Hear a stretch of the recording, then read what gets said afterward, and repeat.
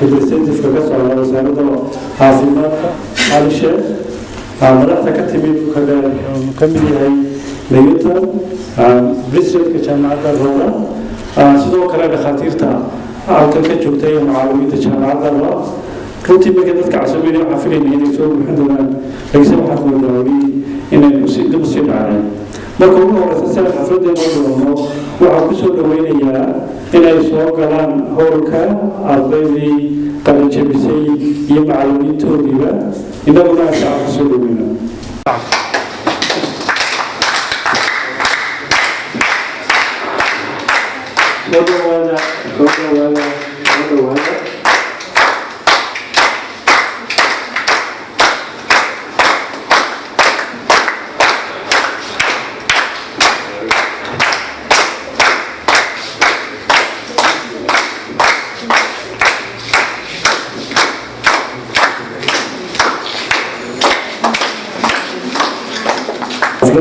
jebinta ay ku barteen qaybta suuxinta oo muddo soo waday sidoo kale waxaan jeclahay oo aan helay emailna ay leedahay magaalada jooga laakiinse wiilal jooga ruuxdii iga gaarsiiya hamarina leedahay hoogaanka dalbatay waxaan leeyahay aan ku soo dhaweyno waqti taban weeyaan hadalkaan soo gaagaabino waxaan ku soo dhaweynayaa departmentka jaamacadda aadan rooda wiilal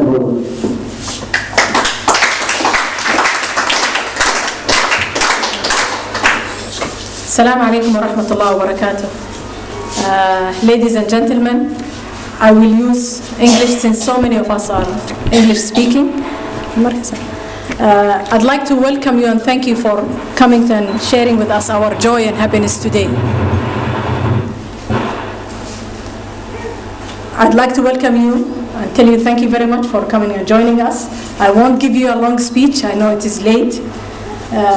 This is a small family gathering of Adna Aadan University Hospital, celebrating the first batch of anesthesia graduate in the Marodi Sheikh region or Hargeisa.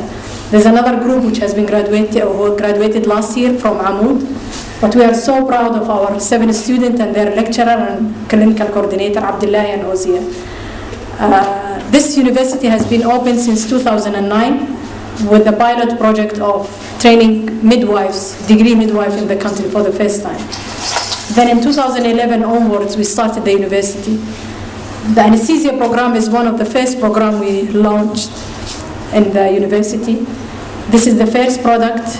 There are 7 graduates today. They worked really hard. We started with 19 and we ended up with 7.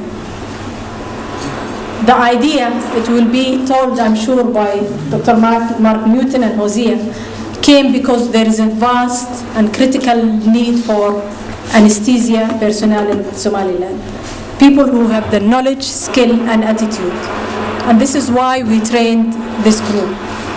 The program came with collaborative by friends and friends from all over the world. Kijabi Hospital, headed by Dr. Mark Newton here, and Hosea, who's part of the team.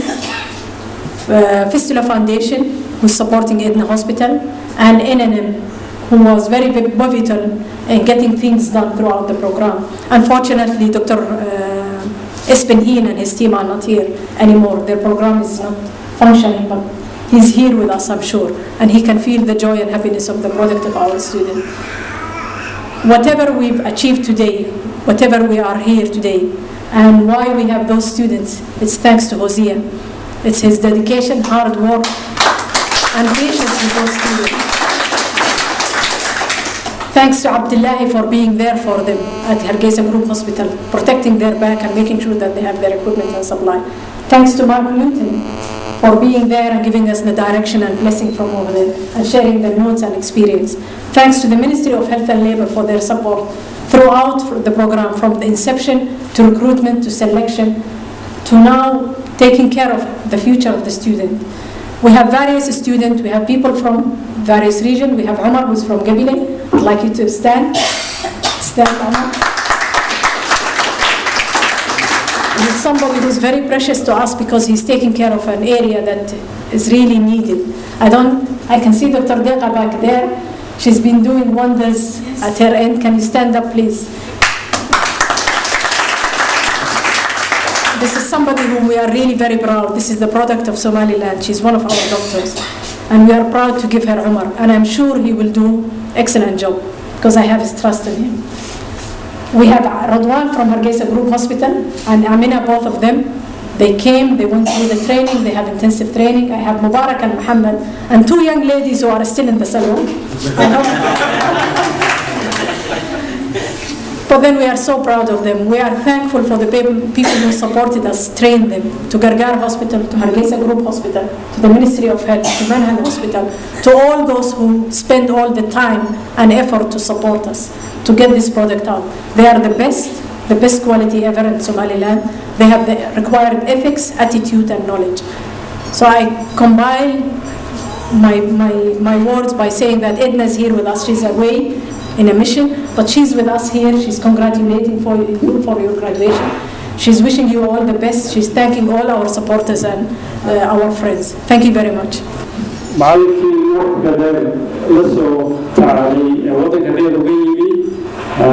Welcome, Jose. But I will say that I want to thank Adna Aadan University for the vision that we get to start such a training for us anesthetists. Anesthesia is a training that not many people know about it.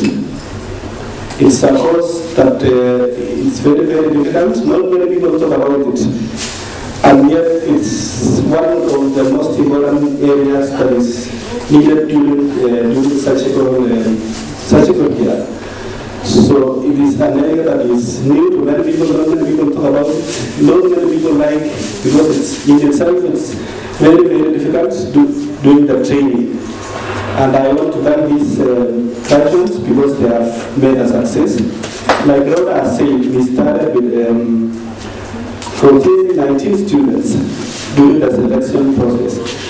And you can see now we have 7 who are graduating. So most of them could not cope up with the training because of its demands. As you all know, taking care of somebody under surgery is very, very important. It's crucial. The surgeons will operate, but the safety and the life of the patient is kept by certain people.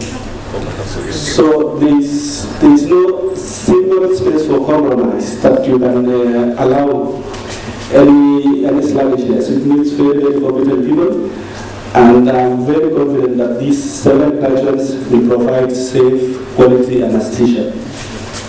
Now, this is something that started many years. Dr. Mark Newton and other people, Dr. Lee Bransford. They are the people who pioneered and came to Somalia more than 8 years ago. And it's during those several visits that we made that this need arose, and they saw that there were no anesthesia provider that was competent enough to provide them with the anesthesia. And it's, as much as we celebrate what people think that probably personally I have done, I owe all my respect to Dr. Richard and other service plans for Dr. Peter Byrne and many people who came first to Somalia. And through that is as a result of these graduates.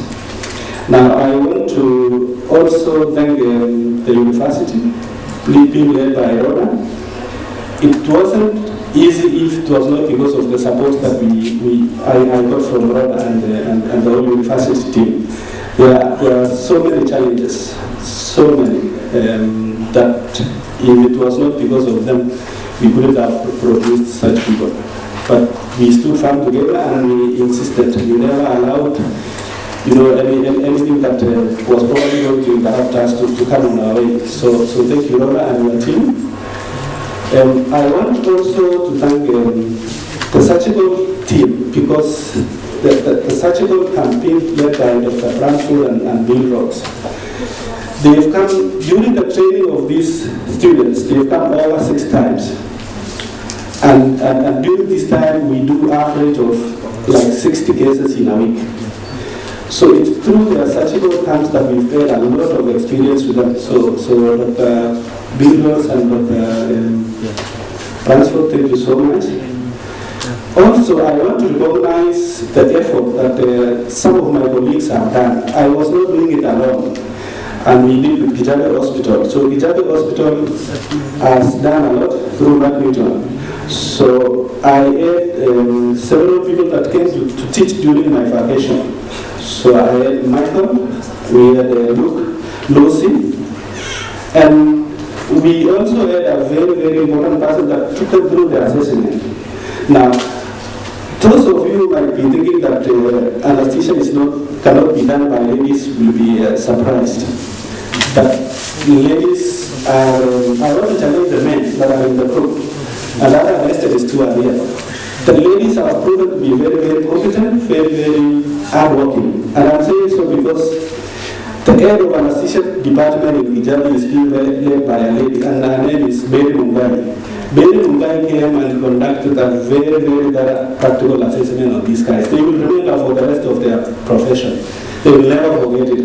And it was, I was telling the committee the other day that it was very, very good. I was very impressed, and Mary instilled a lot of important, knowledge into them during that almost 1 week period. So it was not easy for them, but it was very important during their training. Now the other thing that I want to say also is that out of that, in the class we had 4 ladies that started the training, and only one dropped. So the others were men. So only one lady out of all the ladies not men. So you can see the men that you need to work more harder. So you have a challenge. I'm not saying you are not good, all of you are very good.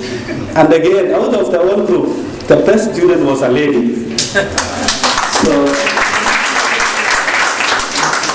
Amda, can you stand so that people can see you?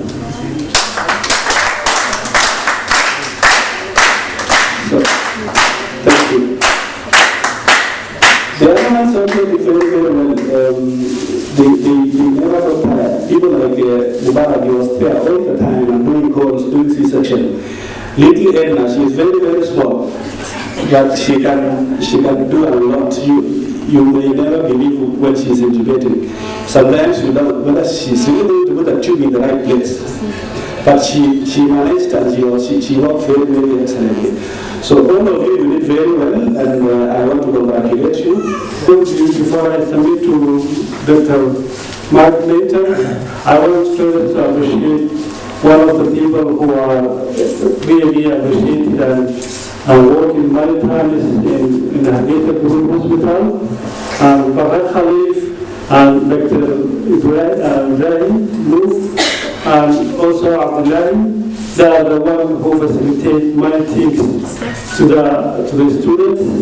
I really want to understand the Haditha.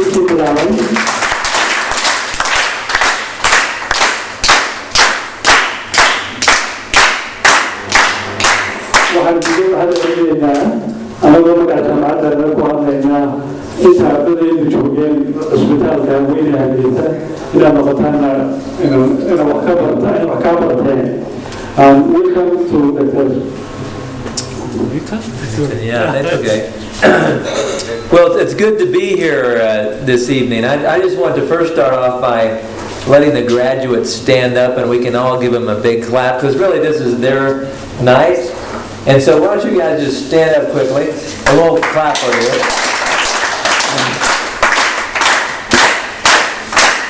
Good. Thank you very much. Well, I just want to congratulate them. I mean, they're a good-looking group. I mean, I saw these women dressed up. I mean, I love that color of blue, and so they are looking very sharp, and it makes me want to be an anesthesia nurse when I look at them and come to a meeting like this. But certainly I want to first thank Rhoda and Jose, and certainly Edna is not here, because really without their leadership in this program, I certainly wouldn't be standing here, and we wouldn't have 7 graduates here. They're going to be providing anesthesia in Somaliland. So I want to thank you, Rhoda, and tell Edna, and certainly Hosea, and it makes me proud to be here. I'm coming in from Kenya, and I remember when Hosea and Thomas were just learning how to do anesthesia, and now they're here teaching anesthesia. And some of the things that I was going to say, Hosea has already said those. So that's a good indication that all those things that I've told him, he remembers them. And now he's encouraging the next group. And what's great is that he's from Africa. You know, I'm originally not from Africa, but I've come here to teach Hosea and Thomas, and now they're carrying the torch, and they're training people in different countries in Africa. So this is really one of those international cooperations.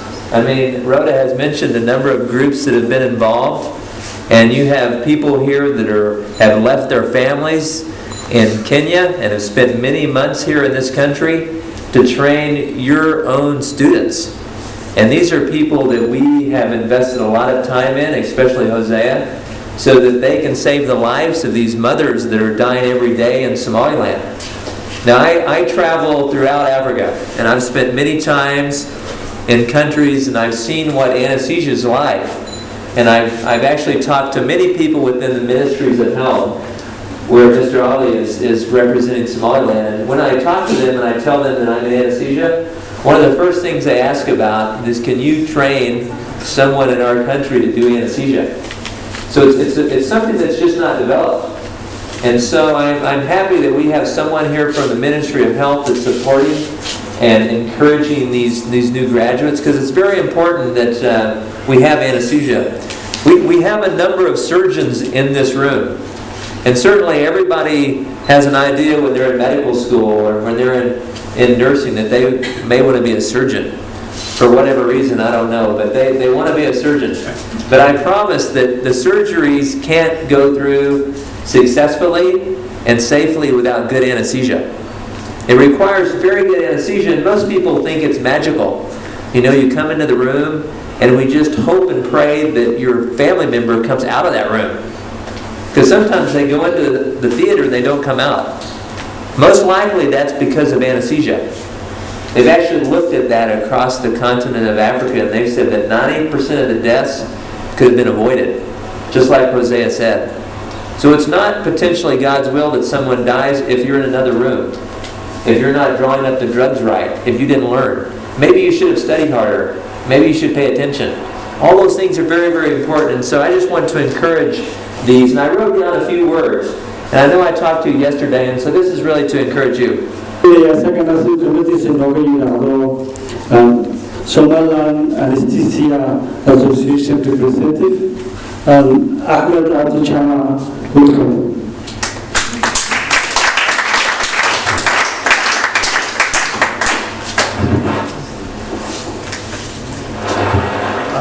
The president of the university and the university, representative of Minister of Health, the lecturers of Adna University, the doctors of Minister of Health, and other guests, the graduating students and their parents. Say you.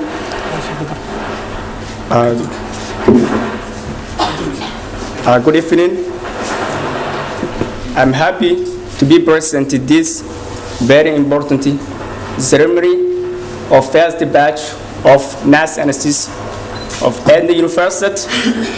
As an anesthesia association, it is great opportunity to attend this ceremony.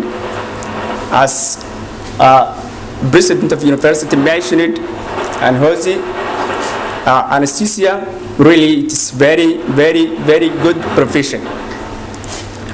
I was present when they are selecting this group, and I know more experiences to their faces because I was attend and tutor on their basic nursing and post basic ICU intensive care unit, and I hope this group will be officially joined to my organization. Anesthesia organization is busy to work with Ministry of Health and institutions who are training anesthesia. And there is a garbage despite primary care area, even tertiary hospitals.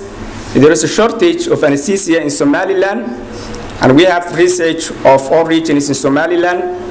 And we are very happy, just in new graduates of 8 graduates from Golis, and 4 graduates, as I am aware of, in Amud, 7 graduates tonight from Adna University. This will be building a base of anesthesia in Somaliland. As I know, the students are not more busy to join the faculty of anesthesia because they have not more idea about the anesthesia. But I hope the anesthesia is a good profession. As a host mentioned it, the 70% or above, the anesthesiologist is responsible the patient during the surgical suit, and he do pre-operative care and intraoperative care and post-operative care both, and the patient is or more dependent to the anesthesia, not the surgeon. The surgeon may be responsible for a site of operation. I think the surgeon is sitting here in front of me. I'm not criticizing, but the anesthesia, they have more responsibility during the operation suit. And if we get responsible anesthesia, they can be a safe anesthesia, and I hope I know they have skills.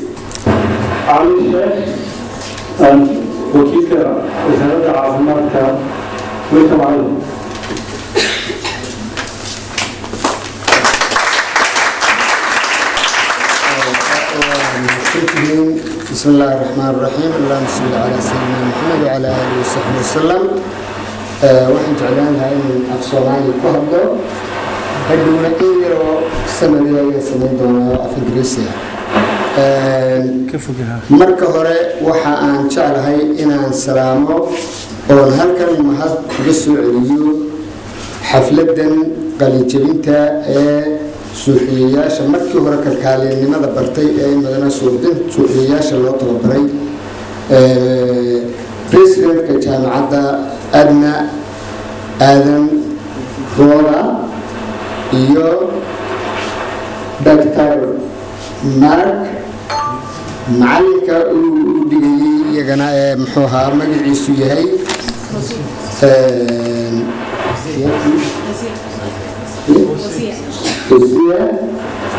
iyo macallimiinta kale ee Hargeysa Group Hospital kala shaqeynayay muxuu ahaa Mr. Nove iyo Barre waxaan jeclaan lahaa مع معلمين تودو إن المركز ودو تاجان هالكا يجونا صانع قيد كان مغلان وياه اللي يقول كلام باتي يقولوا النيو كلام بيس بيت كلام استاجنا فلبين يا بيس حدا كلام يروحون وحدين كل كلام تبصرين يروحون وجيب كين نبغي مكا ورول تسلم كلام إسكو نفر هو سقاء أي ورناي مركا وهذا يمكن هذا إذا بتسوي شغالي لفرد النبتادين لفردهم ومعتمتهم وفريسان كرتاجوهيني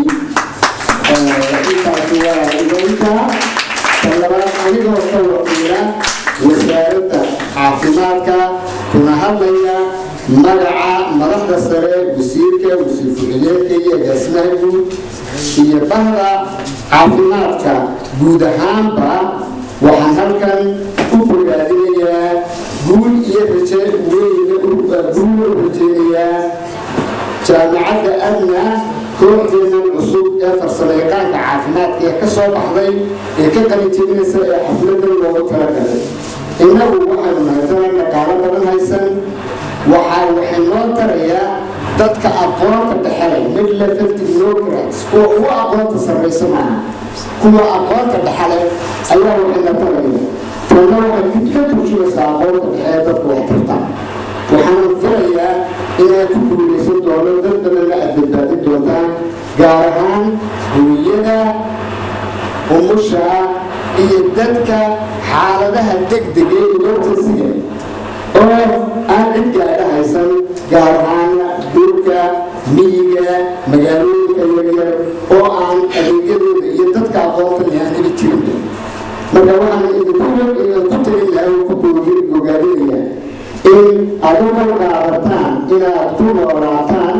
dadkiina gudaha fog jooga haddii ay laynoo baahdo meel ay nooga shaqaysaan kaas waa qodobka labaad waxaad dhici kartaa in mararka qaarkii dadkeenu isagoo hurgaaraaya dhulkaan ku noolahayna lagu qiyaaso in 1 kilomitar ee suuriya dadkiisa 1 kilomitar waxaa lagu tilmaamaa Soomaaliland iyo marka la isku daro istaagii 20 qof ku nool yihiin marka in dadku aad ugu firqsan yahay oo gaar kale baa ka muuqata xitaa marka waxa Soomaaliland noqota in mobile clinics qalin sameeyo xitaa wajib karo hadii meel ka soo joogo ku fuqatay karo taasna mustaqbalka ay Soomaaliland tahay barnaamijyada EBS-ka ka leeyahay iyo kuwa kale ee caafimaadka in asna ku gaari karo marka anigoo aan hadalka ku soo gaaraanay waxa caafimaadka iyo hawlaha bedela maaha qalabka lacagta badan maaha laakiin waa dadka quality-ga iyo shaqo wanaagsan baa la qabtay markaan leenahay waxay ka turjumaysaa dadka hawsha fuliyey maaha qalab maaha baabuur maaha wayno waxna waa fududeeyo waxna waa wixii qabanayay haddii aanay jirin suuqiyada qofka ma qalab kasta hayso waxaan leeyahay xamleelaha soo maray oo gobolka saaxil ka mid ah meelaha aan idhaahno referral center wuxuu booyaya qalabkii qaliinka kii suuxdinta kii mar waxaan haysan cid qaliinka hooyada ee isu go'asa sameeyo waa soo tababar way yimaadeen mar labaadkii aan soo eegay sanadkan anigoo marka ahaa maalayaha barnaamijka xildooyinka caafimaadka markii labaadna iyadoo weli aan shaqadii bilaabin markaan arkay weydiiyey waxay u gurtinaysaa oo ay weli u fadhiday suuxiya baclaan marka waxaan filayaa in ay tanu tahay tii ugu horeysay ee howlaha igu suurageliysay dadkeena la badbaadinaysay jaamacadda iyo anigoo u mahadnaqaya iyo macallimiinta iyo hay-adaha macaawiyey noocay doonaan ba ahaadaan waxaan jeclaan lahaa halkaa ay joogaan iyaga laftoodu waa inay hiigsi ka yara sameeyo yeeshaayono waxaan naloogi gool career pathways aqoonta ka yara samaysa mustaqbalka iyo kuwa nolosha loogu dara sayagoo tababarayaal sii noqda waayo beri ka maalin waxaad daada waxaad soo gaaraysaan aniga iyo muxuu ahaa nuur iyo barre marka macallimiin baad noqonaysaa macallimnimadana waa in loogu daraa aqoontanka oo qofku la sii higsan karaa walaha markaad joogto 2 sano dul fog ka soo shaqayso jaamacadda aqal labaad jaasadiilisaayo heer ka sarreeya oo aad adigu magaalo waa joogto ayaad gaaraysaa anigoo soo koobaya waxaan in yar waxaan ugu turjumayaa ingiriisi bahdan ina caawinaysa iyo joogta we thank the president of the and the teachers that are experts in this room and in this country Somaliland since we are in a country of food society negative technocrats like and nurse anesthesia would be one of the best option that will accelerate improvements in public health sector and those in public and private health sector to save lives during emergencies, particularly pregnant mothers in emergency obstetric surgeries, in accidents which are also high, and this can be ensured through anesthesis with clinical officers or doctors who are surgeons. And we appreciate that the new graduates will be tolerant to stay aware in remote rural areas where the majority of our people live. And they should also have caring pathways so that they can be developed and improved, and they have a caring development program. Thanks for Dr. Mahmoud Abadin Siyyi and also Bargalay Hafrul Taliga Sabini Yadayano and who I also already know in other gudoomiye ku-xigeenka Somaliland hay'adda shaqaalaha Somaliland ayuu dadkeena samayn doonaa si ay haddaba aan ugu soo horeysiino qaybtii habeenkii ugu iibsanaa certificate-kii uu guddoonsiin lahay madaxyaasha soo qalijabiyey waxaan leeyahay aan diyaar u ahaano qof waliba waqti fiican buu heli doonaa in soo sawiro dadka wareejinaya aanu yahayno iyana xagga kusoo wadayaan qof waliba waa duxa guddoonsiinayana xilliga marka la yeeliyo kadib ha yimaado intaynan iyaga guddoonsiin waxaan ka horeysiinaynaa dad mudan ama ka qayb qaatay howlahan oo loo gartay in la guddoonsiiyo shahaadooyin sida waxaan leeyahay soo dhawaada gabdhaha guddoonsiintooda shahaadada cid aan yeedhino magaceeda qofka guddoonaya halkan ima doonaa shahaadada marka magaciisa yeedhina way soo qeybin doonaa ardayda waa dambaysiistay waxaa halkan u dhimatay waxaan leeyahay waxaan ugu horeysiinaynaa oo guddoonsiinaynaa shahaadada dr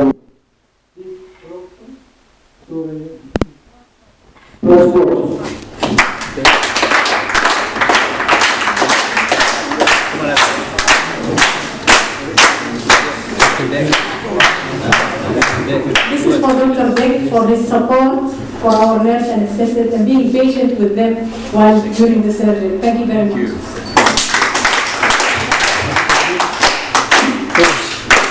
Dr. Bill Rose. Thank you very much for being patient with our students.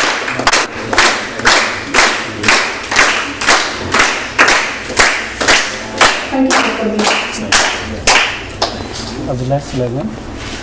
Abdullah Sulaiman, he is the clinical instructor of the student. Thank you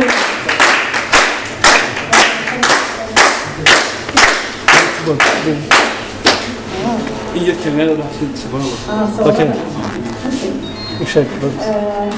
Please wait for some time so pictures could be taken while you are getting your awards.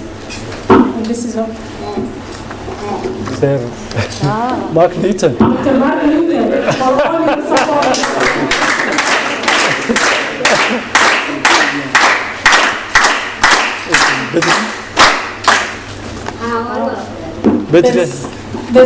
There's people who are at the back front of every hard work. Bedri, for his hard work and dedication. He's always there working with us for 1 hour. Thank you very much. I don't know if somebody's here from Gargar Hospital. Gargar?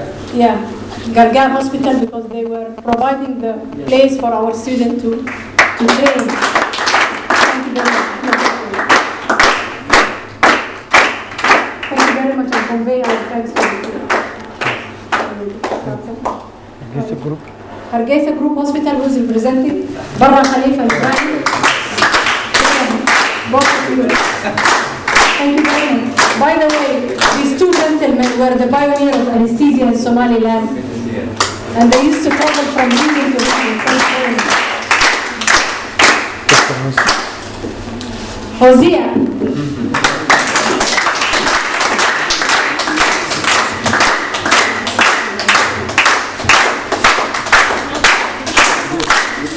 Thank you, Hosea.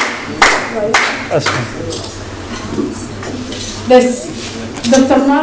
Espen, he's not here with us today, but he has been the engine behind this program. I would like to give to Dr. Mark Newton so he can convey to the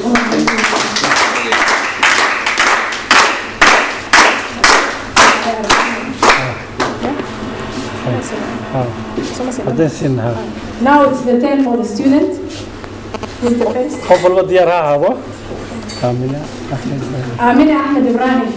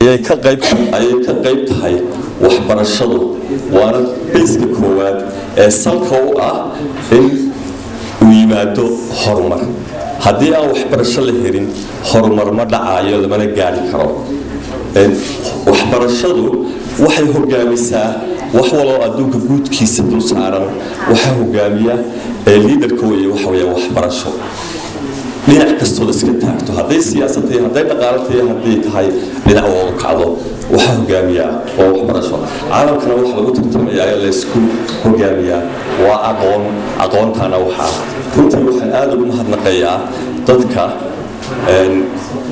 iyo jaamacadda soo barbaarisay ardaydan maanta halkan xafladooda joogna ka qalin jabinaysa iyo runtii dadka kale fooryaanarka ah ee caawiyey ee intaa gacanta soo hayay ee ka kala yimid meelaha kala diskan qaaradaha kala duwan ee Afrika iyo Amerika bale iyo dadka kale Yurubka runtii aad baan ugu mahadnaqayaa sida fiican ee loo soo barbaariyay ardaydan ee la isugu kulmaday caalamka isugu tagay ma aha arday Soomaaliland oo kaliya waxay bartay laakiin waa arday caalamka isugu tagay oo wax la baray runtii aad baan dadka ugu mahadnaqayaa wasaaradda caafimaadka waxaan ku boorinayaa oo runtii aan leeyahay inaan ku dhiirigeliyo inay dadka aqoonta fiican leh tayada leh caafimaad ahaan inay shaqaalaysiiyaan oo wasaaraddu iskeeda madax bannaanta hay'adda shaqaalaha dalka ugu dambeynaa cidda ay soo gudbinayaan waa sababtoo ayaga cusub oo wixii garanaya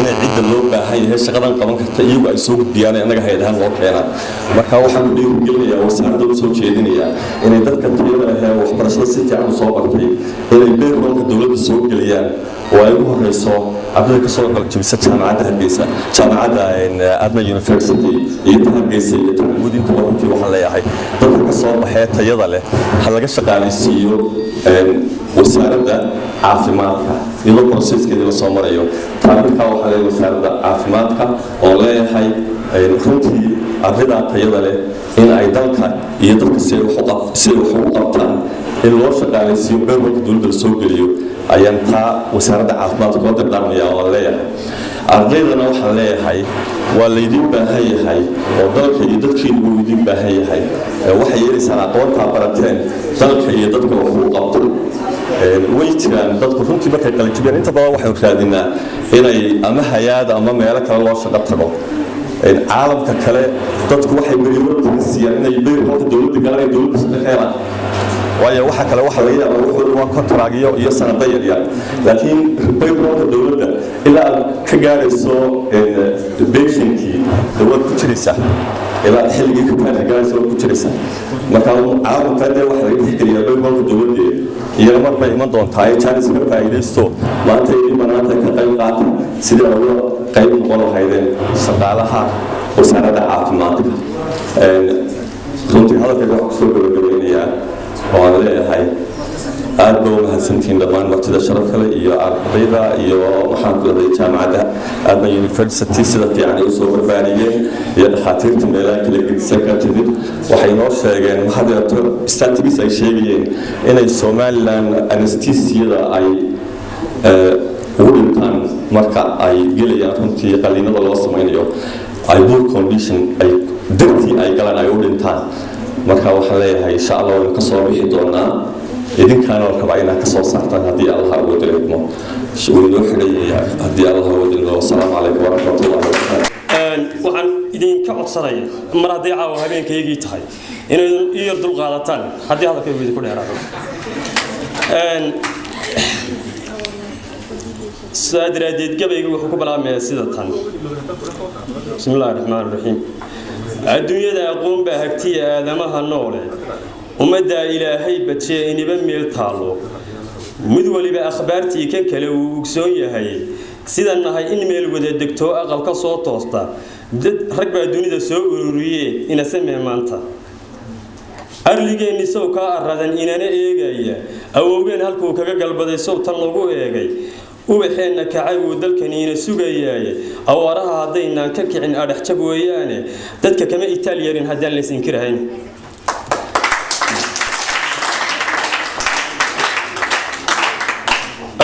awoodeenna haddaynaan arkayn waa abaal dhacaye ninna muu aqoon wadan markuu uur ka soo baxaye awaaraha haddaynaan ka kicin adhaxjab weeyaane ibtidaa'i ardaygaan lahayn alfna loo sheegin daruun baa albaabada u fura jaamacaadkaba aasaas haddaan laga dhisayn aqalma taagmeene aqoontuna hadday awal lahayn ma laha aasaare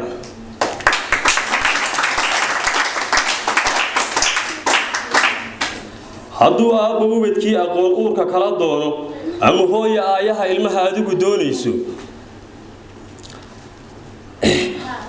adigoon adoon arad siseeyana u dirin oon aragtidii raagsan ama aan aglisyada badda kuna asqoobaynin bal aan kuu tilmaamay maqal adiga oon daalin Adna Aadan University tani agtaadaaye alla ilaahay aqoon iyo asluub loo astee kaliye ilaahay hadaayay cilmiga lagaga oonbeliye ilaahay hadaayay cilmiga lagaga oonbeliye haddii inuu ayaan kuguba simo aad yar hawlumanin jaamacadda Adna Aadan haddii nasiibku ku adu yeelato inaad gasho wax sahlan ha warkin runtii way u qalantaa gabaygan iyo gabayga balaaranka